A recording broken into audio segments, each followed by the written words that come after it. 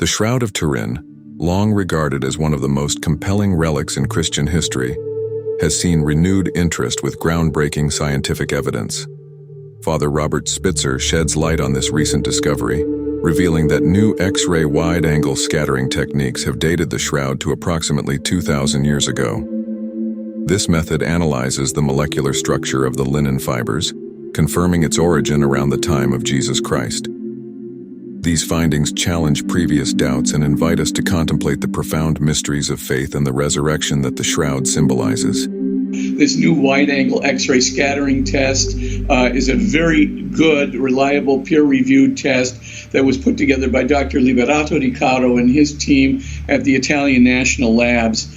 I think the result is excellent. It was done on several different strands from the Shroud of Turin, taken from different places, and it shows pretty conclusively that the shroud originated between 54 to 75 AD, right in that area, because the samples matched from this test the same samples that were taken from linens that are accurately dated with an excellent provenance back to that time in Israel. I think the test is good because it's non-carbon related, so you don't have to worry about any carbon buildup from, for example, the fire of Chambéry in the 1500s, and you don't have to worry about neutron irradiation that could have come from this radiation burst that led to the image on the shroud that might have transformed the N14, the nitrogen 14, into carbon 14 and elevated the carbon content. So this is really a carbon-free test. I think it accurately portrays a 2,000-year age for the Shroud of Turin, right at the mid-first century, at the time of Christ. The church will not take a position on the shroud per se, at least certainly not with respect to the scientific testing. I think the shroud can approve it. I mean, the church can approve, looking at the shroud and venerating it, for purposes of devotion, but in no way would the shroud be a necessary building block to faith in Jesus Christ. I mean, there is so much good historical and exegetical evidence for Jesus today. You really don't need the shroud.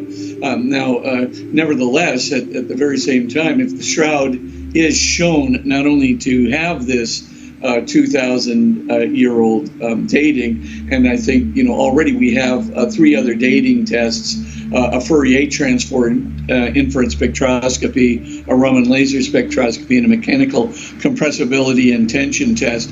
All of them, when the weighted test results come in, give an age of about 90 AD. So now you really, with this good peer-reviewed wide-angle scattering test, you've got a pretty good idea. The mid-first century is the time. The pollen grains and fossils really do indicate an origin in northern Judea and Jerusalem. But what's really important is if we find cosmogenic isotopes embedded in that shroud in the next scientific investigation, things like chlorine 36 and calcium 41, which really only happen near, an atomic reaction.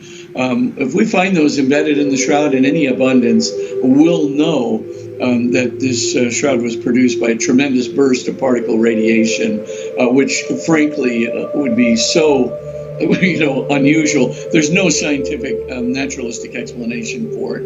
It would really have to be a kind of a supernatural event, in which the entire body, 7 octillion perfectly stable atomic nuclei, actually were transformed into particles that etched the image of the shroud, the image of the man onto the shroud, and this would, the odds of this happening simultaneously at one point in time are about the same as a monkey typing the first 2 acts of Macbeth perfectly by random tapping of the keys in a single try.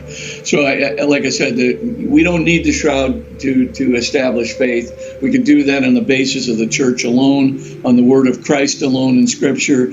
We have fantastic evidence for Jesus that it comes from many contemporary hostile sources like Flavius Josephus and Cornelius Tacitus, people like that, which definitely show they're historians hostile to Christianity, writing around 80 to 90 AD, already, that show the historicity of Jesus.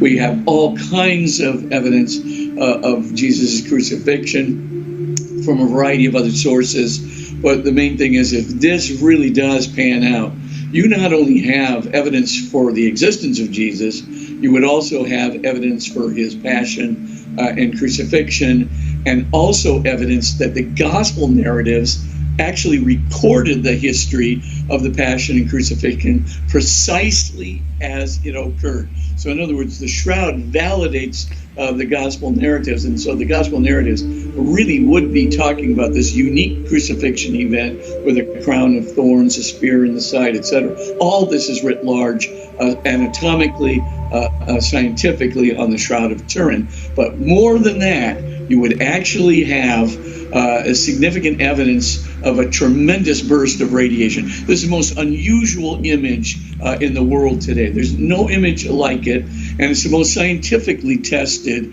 historical artifact in history. Do you believe that the Shroud is real? Let me know in the comments below. Share, like, and subscribe. God bless you all.